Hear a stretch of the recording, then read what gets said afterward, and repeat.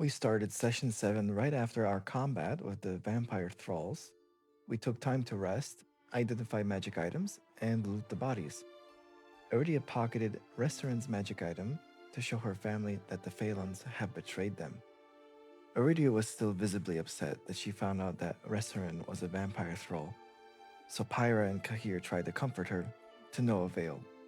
Friedrich offered to use his powers to help Iridia talk to Restaurant's spirit. She agreed. It was as if time stopped and they entered into Restaurant's memory.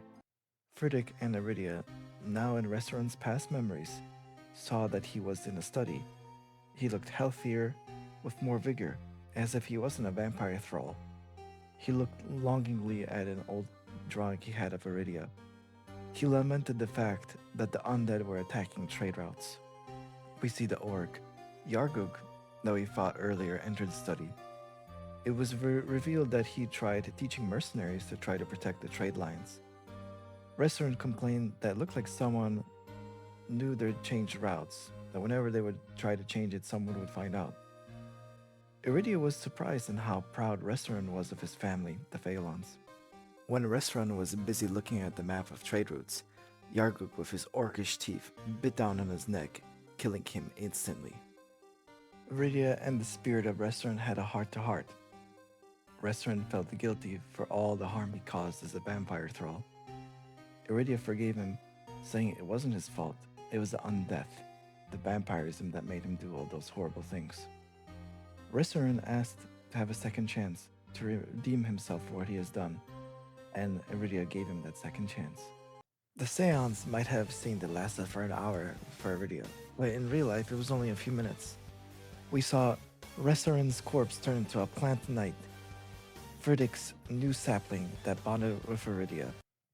We healed ourselves with the help of holy magic and the Eon Stone that topped us off to full health. Fully ready for battle, Falgrim led the way with his spell to sense incorporeal creatures, since Pyra warned us about her encounter with the ghost. As we walked in the hallway, Falgrim sensed two ghosts and they initiated combat. Friedrich identified these ghosts as shadows, ghosts that could rip out our shadows against us. Kahir used lay on hands to deal vitality damage to the ghost. As he did, he saw his holy white light turn into a holy flame, a moderate boon from Sarenrae. Pyra was hit on the third attack of one of the ghosts. Kahir used Flash of Grandeur, protecting her from damage, saying, "I rebuke you!"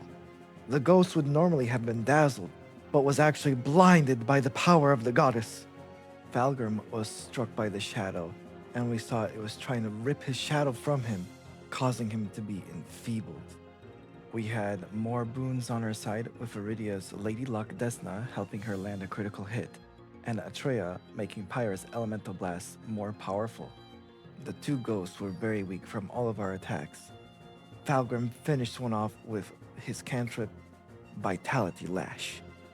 Kahir slew the remaining ghost, sending it to oblivion with a battle cry. Ah!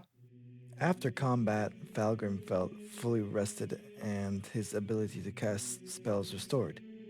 He received a boon from his god, Trud the Mighty. As we turned the corner, Falgrim sensed the presence of undead. While we were busy talking to decide if we should sneak or rush into battle, our choice was made for us when a giant skull golem attacked us. We heard a voice commanding this golem. It was a cultist priest.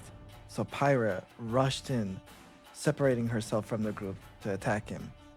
The priest ordered the golem to attack her using terrifying charge. The golem jumped up on her with a crushing critical hit, nearly knocking her unconscious. Kahir, seeing Pyra in a desperate state, ran to her, lifted his sword to the ceiling, casting Sunblade, imbuing his sword with a holy white energy. He pointed his sword at the golem and unleashed a powerful divine energy into the golem, completely obliterating it, sending bones flying everywhere, even damaging the priest. Pyra, being on the brink of death, turned into her sacrament form, like a phoenix. She tried attacking the priest but failed. She was going to do it another time, but Sacrament took full control of her body, turning her into pure flame itself. and got to safety. We ended the session right at the top of the next round of combat.